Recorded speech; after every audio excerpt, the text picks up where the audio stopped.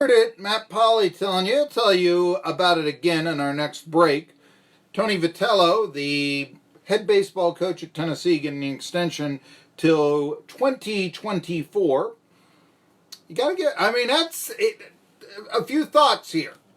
First of all, much deserved. Tennessee ends the longest SEC playoff drought, or should I say NCAA postseason drought, by hiring Vitello. And although I still wonder, hey, why did Kumar Rocker go to Vandy and not Tennessee when, it's, the one I talked about, I was getting the last names mixed up. Kumar Rocker, why is he at Vandy and not Tennessee? And I realized that Vandy has been the more dominant baseball program, but why is he there when his dad is coaching football at Tennessee? Wouldn't that help out, All right, but Vandy is the better baseball program. I mean, you give that. And, hey, sometimes, anyhow, I mention all that. I wanted to get to, though, Vitello being hired, and we had him on our show. It's archived. You can go do the search engine on our 1420 WEMB Sports Radio Facebook page. If you haven't liked it, do so. You can watch the show on archive whenever you want to, whatever show. Just do the search engine. You'll find it. And also, you get great interviews like what I did with Tony Vitello. Now, I remember before I started talking to him on air, a little bit, sort of buttering up the Tennessee baseball coach before, and I say, hey, we got something in common. Relly Mercurio. I don't know if I've told this story before. I think so. Anyway, I used to be a baseball play-by-play announcer in something called Showcase Baseball.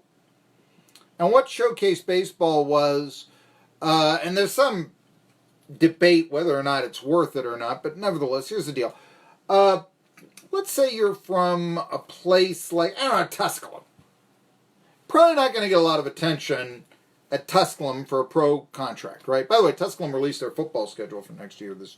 That's out. I'm not going to go down it here and bore you to, they play West Georgia. I'm not going to do that. If you're that inclined, I'll try to put it on the Facebook page, on a 1420 WEMB Sports Radio Facebook page. Now with more than 1,500 followers, most followed sports talk radio Facebook page in the Tri-Cities. Anyway, let's say you're there, and you played your 4 year. You still want to play ball. It was really expensive. In fact, you'd probably pay as much to play in the Showcase League as you would if you played an entire season of minor league baseball. But the idea was you would play a season for about 3 weeks, maybe 2 if it was the summertime. Show your skills, more than just a tryout camp, but you have the opportunity to, have a high batting average and show you what you could do in game situations and all this, and then be selected possibly by an independent minor league baseball team. Okay, that's the idea of Showcase Baseball. And I used to call play-by-play. It was a nice gig. I got to spend February in Yuma, Arizona, let's say. Hey, weather is wonderful there in February, trust me. It's a decent deal right there. It was kind of a fun day. But here's the other thing about all of that good stuff. I would do this. One of the players that came out, we had something called the Texas Summer League. Now, playing in Fort Worth in the middle of the summer was not necessarily, and all that. Used to play the games early in the morning. Frankly, they didn't want to go into the afternoon. It was too hot to do that, in Fort Worth. They wanted to get the games in early, that sort of thing. So we did that. And there was a player from TCU named Relly Mercurio. And Relly had this really nice build. He looked like a ball player. And he could only get 14 at-bats with the Horned Frogs. And I believe that he never really played a game for Tony Vitello when Vitello was at TCU. But I said, hey, there's a guy I think you might know or remember. Relly Mercurio. So Mercurio didn't get the chance at TCU. is going to now try to play showcase baseball. And we had former major leaguers who are the managers, so they could, you could tutor and all that sort of stuff, get that sort of training and all this, and hopefully be able to make a professional team, and his career, he could have a professional career. That was the hope of showcase baseball. It usually didn't work for the player, but nevertheless. Relly was trying very hard, but he had a slow bat, even though he had the size. And I said, you remember Relly Mercurio to Tony Vitello before that? Now remember, this is not a guy who won any games for Tony Vitello. This is not a guy who helped Tony Vitello get to where he is now. In fact, he was a player, and not a really good one, all things considered, by Division I baseball standards. And Vitello said, yeah, I absolutely remember him.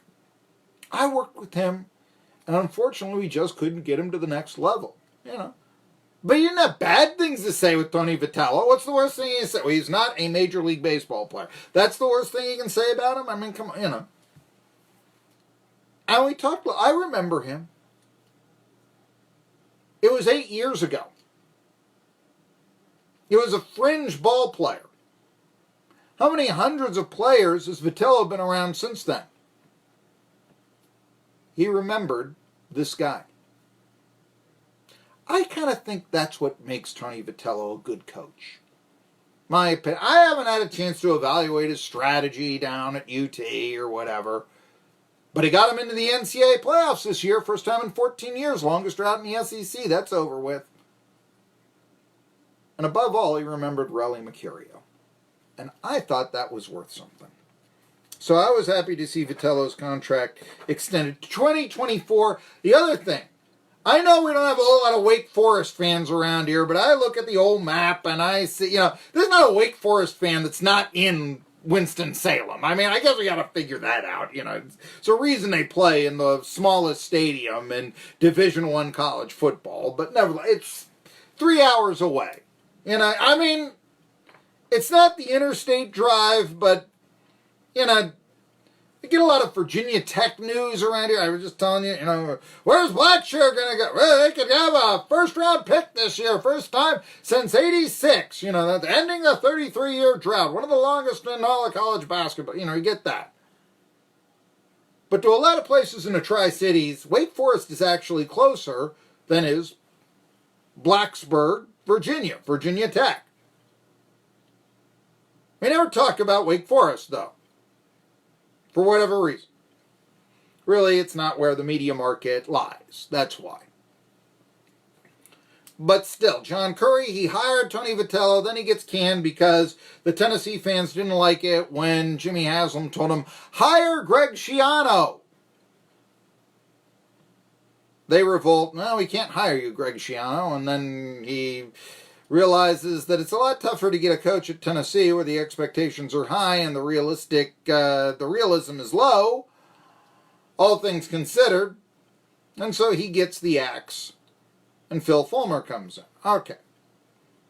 But during Curry's short tenure as the athletic director of the Volunteers, what were the hires he made? Oh yeah, Tony Vitello! We even talked about that. What's the relationship like? I mean, Curry, hey, he hired you. What's it like with Phil Fulmer now? Vitello said it was pretty positive. I don't think he's going to come out on the show. I mean, even if they're at each other's throats, really, they say, I can't stand that man! It probably wasn't going to happen. We got to figure that out, too. But, hey, that is one thing. I think that the Curry tenure, and if you're a Wake Forest fan, and there's probably one listening, but if you are that, they are somewhat of a quasi-regional team. What are the closest major athletic programs to the Tri-Cities? And when I say major, I mean, big conference. I think ETSU is major, but they're in a Southern Conference. They're not in the SEC. They're not in the ACC. Where, to a lot of places, Wake Forest is the second closest major conference school next to Tennessee, right? I think so. Well, there's Clemson, too, because Clemson you can get to, I think, you got to go through the back roads, but, you can get to let's see, it's about an hour to Asheville, and you can get to Greenville in another hour. So I may have spoken a little bit too soon. But, Clemson may be a little bit closer there. But depending on where you live, it depends on where Wake Forest is there. If you are a Wake Forest fan, rejoice in the Vitello success, because he's now the AD at Wake Forest. I think he got a dirty deal at Tennessee. I really do. I think that, once again, Phil Fulmer's sabotage mode. He did it to John Majors. He did it to John Curry. I think that, yes, that's showing some hope for Wake Forest athletics, seeing as how Curry hired a pretty good baseball coach down in Tennessee. And if, Manning isn't going to make it there at Wake Forest on the hardwood, coaching a men's basketball team, I think he could make it. Yeah. And hire a pretty good coach for the Demon Deacons in men's basketball if they are to make a change, as many think that they may after the next season. So there you have it right there. I told you I was going to talk some Appalachian League. We'll get to this here. Now, of course, I'm giving you scores that you probably already know, but the Pulaski Yankees and the Johnson City Cardinals yesterday split a doubleheader. Really, pitching was the order of the day. The Burlington Royals swept the Bristol Pirates. Or I say swept, they took their second game from the Bristol Bucks by a 1-0 score.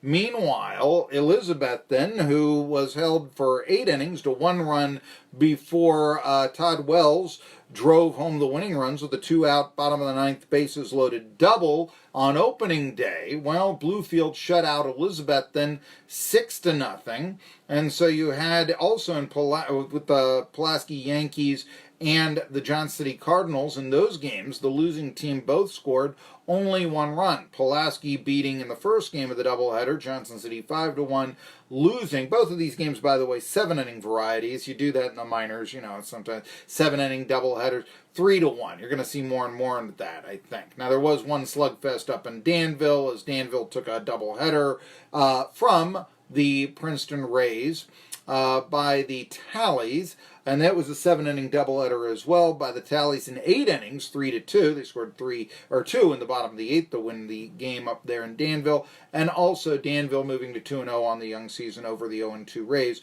with a 12-10 victory in the nightcap. I'll try to give you some of the prospects, how they did. Let you know to watch after this.